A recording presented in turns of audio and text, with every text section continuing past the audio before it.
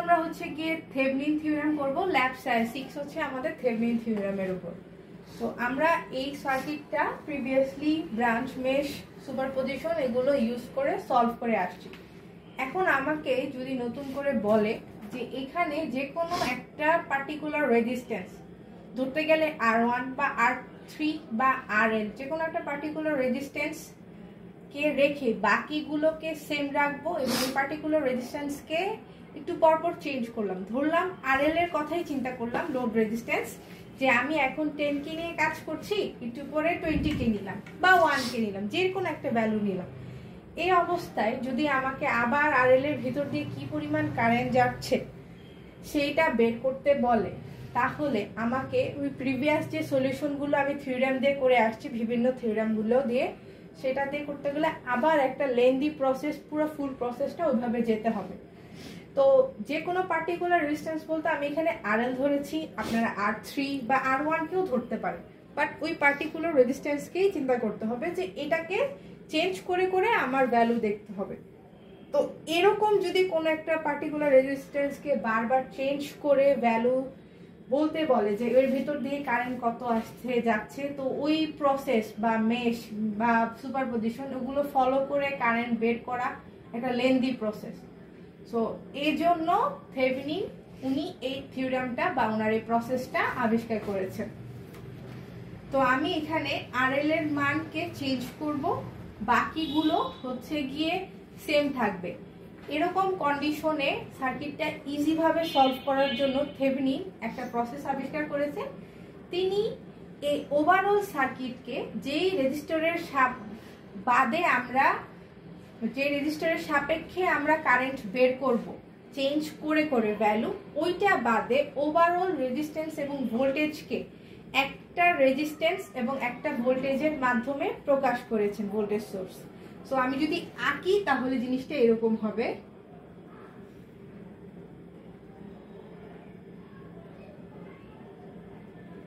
এখানে RL এর সাপেক্ষে তো আমি কারেন্ট বের করব, RL এর মানটা একটু পরপর চেঞ্জ করে দেখলে আমার সেই ক্ষেত্রে ভ্যালু কত আসবে কারেন্টের সেটা আমাকে যদি দেখতে হয়, তাহলে আবার প্রিভিয়াস প্রসেসগুলো হলে পুনরায় খুবই লেন্দি প্রসেস হয়। এই লেন্দি প্রসেসকে শর্ট করার জন্য থেভেনিন এই কাজটা করেছেন।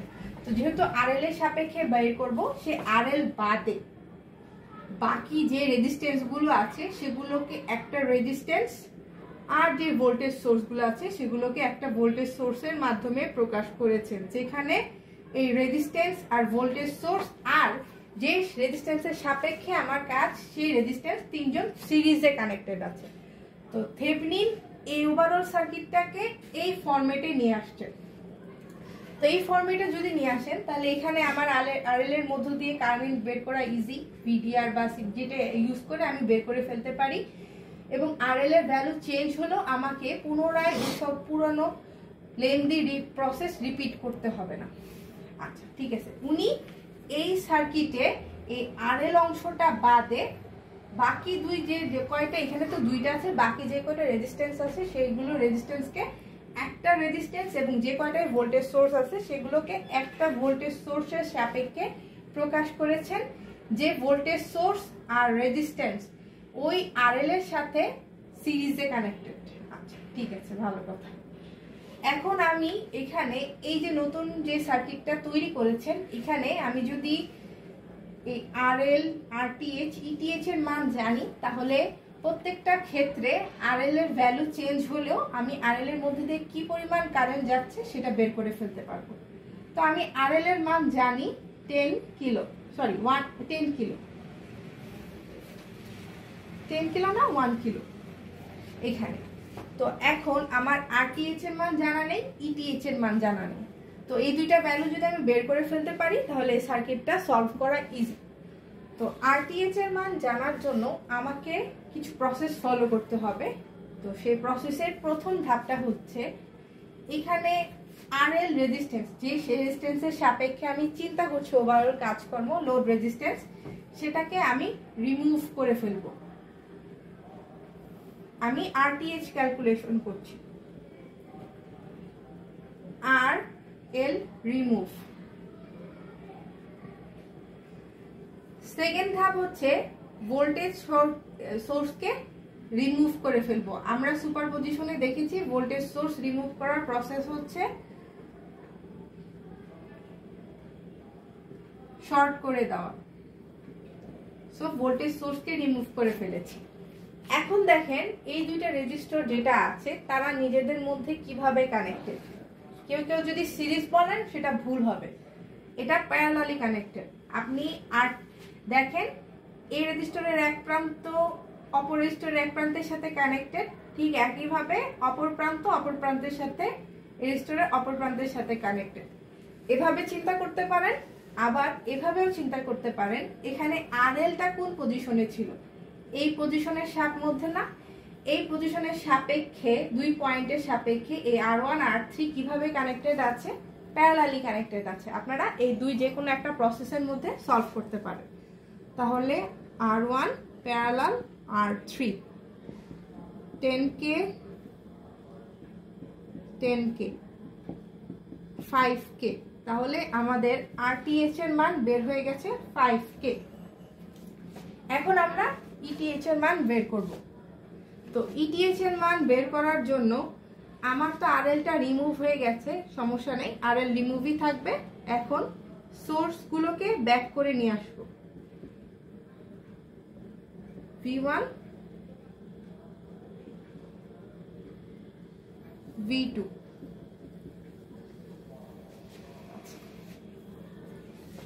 ETH বের করতেছি, সোর্সগুলোকে আমি আবার ব্যাক করে নিয়ে আসছি। এই অবস্থায় KVL অ্যাপ্লাই করব। তো KVL অ্যাপ্লাইয়ের জন্য আমার একটু পোলারিটিগুলো, যাদের পোলারিটি নেই তাদের পোলারিটি অ্যাজুম করে নিচ্ছি। যে পোর্শন থেকে কারেন্ট এন্টার করবে সেখানে প্লাস, যে পোর্শন থেকে কারেন্ট এক্সিট করবে সেখানে মাইনাস। তাহলে ঠিক আছে, এই লুপে KVL অ্যাপ্লাই করে দেখি কি আসে। এটা হচ্ছে মাইনাস সিম্বল, এটা প্লাস, মাইনাস দিয়ে কারেন্ট এন্টার করছে, মাইনাস দিয়ে কারেন্ট এন্টার করছে। তাহলে হচ্ছে গিয়ে যে ভোল্টেজটা হবে তার আগে প্লাস সিম্বল V1 প্লাস, এখানে প্লাস দিয়ে কারেন্ট এন্টার করছে, তাহলে যে ভোল্টেজটা হবে সেটা মাইনাস VR1 মাইনাস। সেম জিনিস R3 এর জন্য VR3 মাইনাস। তারপর এখানে দেখেন V2 প্লাস দিয়ে কারেন্ট এন্টার করছে, তাহলে মাইনাস V2 0।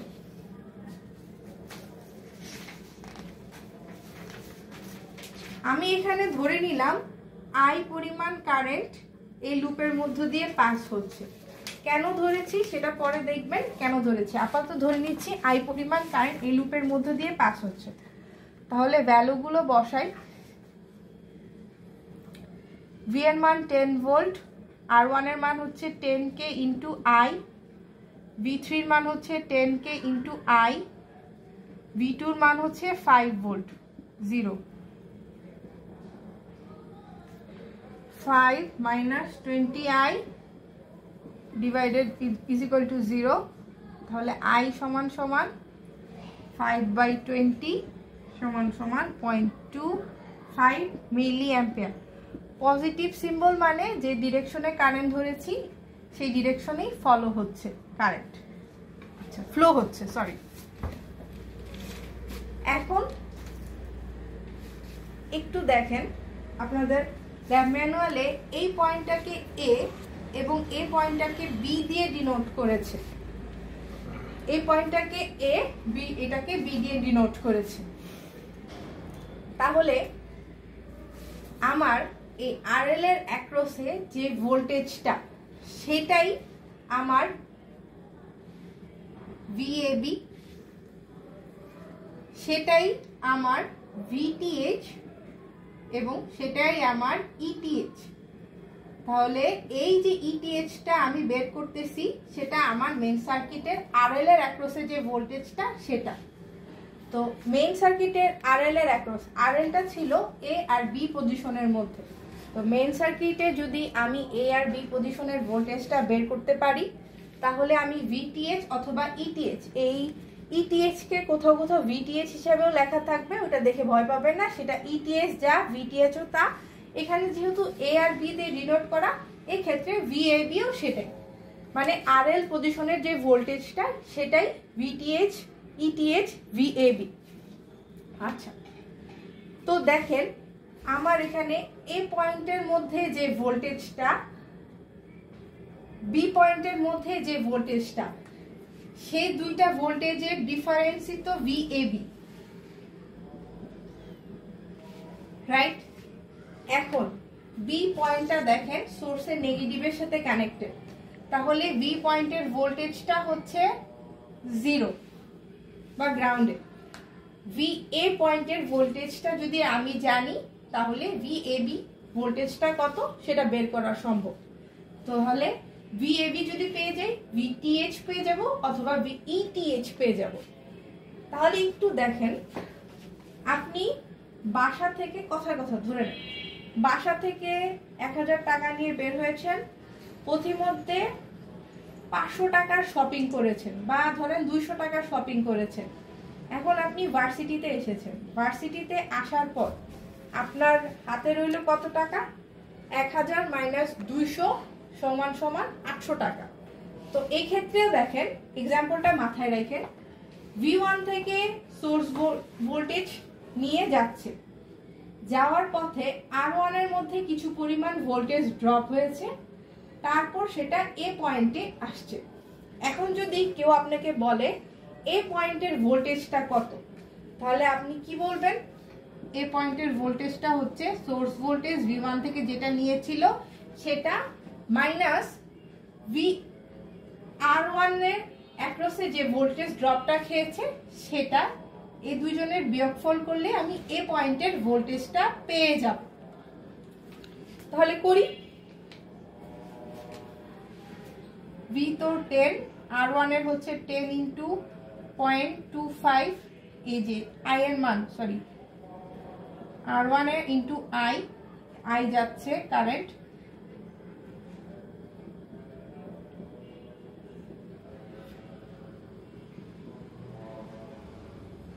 Minus 2.5, 7.5 volt. তাহলে এ পয়েন্টের ভোল্টেজ হচ্ছে 7.5 ভোল্ট। কিভাবে পেয়েছেন? সোর্স ভোল্টেজ থেকে এ পয়েন্টে আসার মধ্যে যে যে জায়গায় ভোল্টেজ ড্রপ হয়েছে, এক জায়গায় ভোল্টেজ ড্রপ হয়েছে R1 এর অ্যাক্রসে, সেই ভোল্টেজটা বিয়োগ করে আপনি পেয়ে গেছেন। আরেকভাবে বের করতে পারেন এ পয়েন্টের ভোল্টেজ। আপনার কাছে 800 টাকা আছে, ভার্সিটিতে আসার পর আপনি খাবারের জন্য এবং অন্যান্য কাজে আপনি 400, 200 এবং হচ্ছে গিয়ে অন্যান্য বই খাতা কেনার কাজে 400, 200 এভাবে করে খরচ করে ফেললেন। তো খরচগুলো কি? খাবারের জন্য ব্যবহার হয়েছে 200 টাকা, বই খাতা কেনার জন্য ব্যবহার হয়েছে 400 টাকা, অন্যান্য কাজে ব্যবহার হয়েছে 200 টাকা। তো টোটাল খরচগুলো যদি আমি যোগ করি তাহলে আপনার কাছে কত টাকা ছিল সেটা বের করে ফেলা সম্ভব ভার্সিটিতে আসার পর। সো 400 টাকা যোগ 200 টাকা যোগ 200 টাকা সমান সমান 800 টাকা। ভার্সিটিতে আসার সময় আপনার কাছে 800 টাকা ছিল। তো আমি কি করেছি? খরচগুলো বের করে ফেলেছি। তাহলে ভি এ পয়েন্টে, এটার সাথে এখানে রিলেট করেন, ভি এ পয়েন্টে যে ভোল্টেজটা আছে সেটা বিভিন্ন জায়গার কাজের কারণে বি পয়েন্টে যখন গিয়েছে তখন ভোল্টেজ হয়ে গেছে 0। তো এ পয়েন্টে একটা ভোল্টেজ ছিল, বি পয়েন্টে সেটা 0 হয়ে গেছে। তাহলে এ পয়েন্ট থেকে বি পয়েন্টে আসার সময় যে যে জায়গায় ভোল্টেজগুলো খরচ হয়েছে সেগুলো যদি আমি যোগ করে ফেলি তাহলে এখানে এ পয়েন্টের ভোল্টেজটাও আমি বের করে ফেলবো। তাহলে এ পয়েন্ট থেকে বি পয়েন্টে আসার জন্য কে কে পেয়েছে তাকে পথিমধ্যে R3 কে পেয়েছে এবং V2 কে পেয়েছে। তো এই দুইটা যদি সাম করে ফেলি তাহলে আমার কোথায় কোথায় ভোল্টেজ ড্রপ হয়েছে সেগুলো সাম করে ফেলবো এবং এই এ পয়েন্টে এই থেকে বি পয়েন্টে আসার আগে এ পয়েন্টে থাকা অবস্থায় তার কতটুকু ভোল্টেজ ছিল সেটাও বের করে ফেলতে পারবো। তাহলে দেখি, R1 R3 তে খরচ হয়েছে প্লাস V2 তে খরচ হয়েছে, এই দুইটা যদি যোগ করে ফেলি তাহলে V এর ভোল্টেজ বের করে ফেলতে পারবো।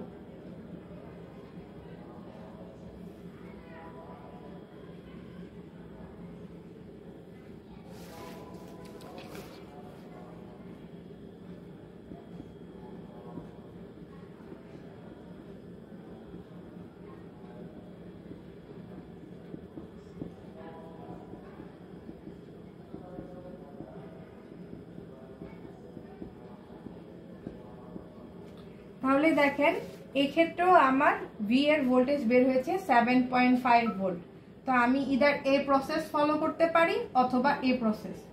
তো আমি ভিএবির ভোল্টেজ বের করব, যেটা আরএল লোডের অ্যাক্রসে ভোল্টেজ। আরএল লোড এ আর বি পয়েন্টে ছিল, তাহলে ভিএবির ভোল্টেজ হচ্ছে VA মাইনাস VB, যেখানে VBর ভ্যালু 0, তাহলে VA-টা বের করতে হবে। তো VA-টা আমি বের করলাম 7.5, বোথ কেসে আপনি যে কোনো একটা ফলো করতে পারেন 7.5। তাহলে আমি ETH এর ভ্যালু পেয়ে গিয়েছি 7.5 ভোল্ট। তা এইভাবে আমি নতুন যে আমার সার্কিটটা থেভনিন দিয়েছে সেটার মধ্যে ETH, RTH এবং RL কে বের করে ফেলতে, RL তো দেওয়াই আছে, ETH এবং RTH বের করে ফেলতে পারবো। তো এখন এই ক্ষেত্রে আমার RL কে যদি বারবার চেঞ্জ করে দেয়, এখন 1K আছে, একটু পরে দিল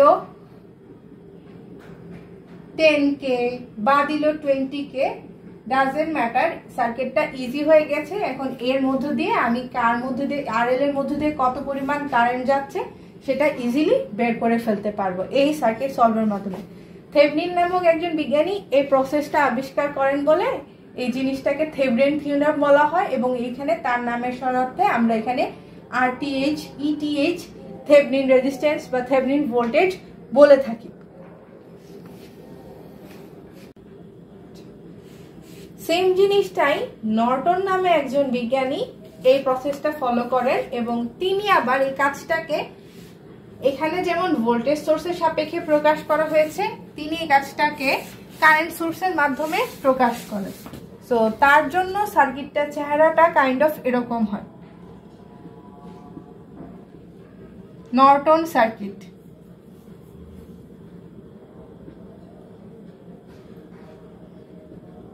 এই RL রেজিস্ট্যান্স তো RL এর মতোই থাকবে, এখানে যেমন ওভারঅল রেজিস্ট্যান্স এবং ভোল্টেজ সোর্স একে অপরের সাথে সিরিজে ছিল, এখানে ওভারঅল রেজিস্ট্যান্স RL ওটার সাথে RL এর সাথে প্যারালালি থাকবে, এবং উনি ভোল্টেজ সোর্সের সাপেক্ষে কাজ করেছেন।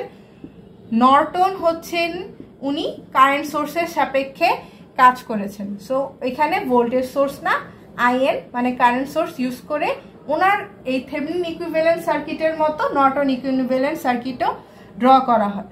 তো আমি এখন নর্টনের এই IN RN বের করার থিওরাম আছে, সেটাতে এই লেকচারে এখন যাব না, আমি জাস্ট আপনাকে বলে দিব যে যা RTH তাহাই RN, মানে যে প্রসেসে RTH বের করা হয়েছে সেই প্রসেসেই RN বের করা হয়। So RTH is equal to RN, আর এই যে আমি IN-টা লিখছি সেটা আমার ETH কে RN বা RTH দিয়ে ভাগ করলেই আমি এই IN-টা পেয়ে যাব। সো যদি ইকুইভ্যালেন্ট সার্কিট বসাতে বলা হয়, আমি যদি থেভনিনটা করে থাকি, নর্টনও বের করা যাবে। এখানে নর্টন ইকুইভ্যালেন্ট সার্কিটে এই দুজনের মান দরকার, এই দুজনের মান এভাবে বের করা হয়। তো এই নর্টন ইকুইভ্যালেন্ট সার্কিটেও আমি যদি RL এর মানকে চেঞ্জ করতে থাকি, সেক্ষেত্রেও আমার RL এর ভেতর দিয়ে কি পরিমাণ কারেন্ট যাচ্ছে সেটা ডিফারেন্ট ভ্যালুর জন্য আমি বের করে ফেলতে পারবো।